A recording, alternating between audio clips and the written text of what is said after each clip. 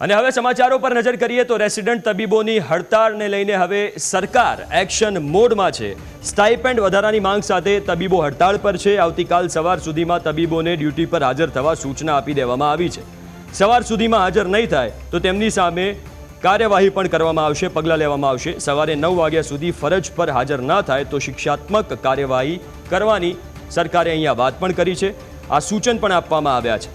તો એક બાજુ જ્યારે તબીબોની હડતાળ ચાલી રહી છે અને બીજી બાજુ સરકાર પણ માનવા તૈયાર નથી। સરકાર એક્શન મોડમાં છે। સ્ટાઇપેન્ડ વધારાની માંગ ચાલી રહી છે અને એની સામે હવે સરકારે એવું સૂચન કર્યું છે કે આવતીકાલ સવાર સુધીમાં જો તબીબો હાજર નહીં થાય તો શિક્ષાત્મક કાર્યવાહી કરવામાં આવશે।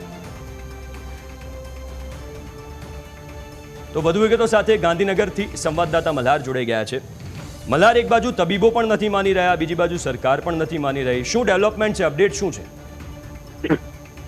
ચોક્કસ નજર કરવા જઈએ તો તાજેતરમાં રાજ્ય સરકારે જે છે તે તબીબોનો જે છે સ્ટાઇપન્ડમાં વધારો કર્યો હતો, જેની અંદર સરકારી કોલેજ અને જીએમઆરએસ કોલેજમાં ફરજ બજાવતા તબીબોના સ્ટાઇપન્ડની અંદર 20% વધારો કર્યો હતો। જોકે તબીબોએ આ સ્ટાઇપન્ડનો જે છે તે વિરોધ વ્યક્ત કરીને 40% જે છે તે માંગ કરી હતી। જોકે રાજ્ય સરકારે જે છે તે માંગ ન સ્વીકારતા તબીબો જે છે તે આજથી હડતાલ પર ઉતરી ગયા હતા।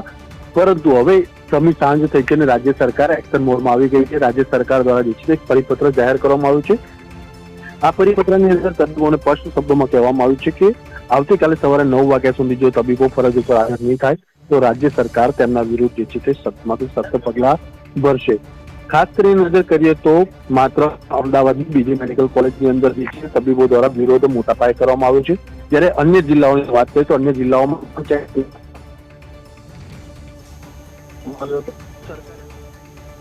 બિલકુલ બિલકુલ, આભાર મલ્હાર વિગતો આપવા માટે। તો આવતીકાલે સવારે 9 વાગ્યા સુધી તબીબોને ફરજ પર હાજર રહેવા માટે સૂચન કરી દેવામાં આવ્યું છે। સવાર સુધીમાં હાજર નહીં થાય તો તેમની સામે પગલાં પણ લેવામાં આવશે।